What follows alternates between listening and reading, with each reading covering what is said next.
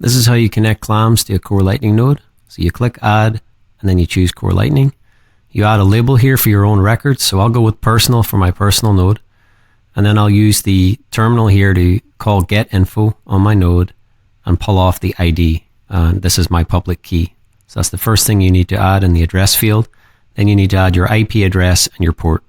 And just to note, we only support nodes that are running on ClearNet for now. We don't offer Tor support. Then you use the create rune CLI command. We have it already created for you here. And this rune is scoped to only give our app read access. So we're not interested in spending sats or creating invoices or anything like that. So we'll go ahead and hit that. And this gives us a rune.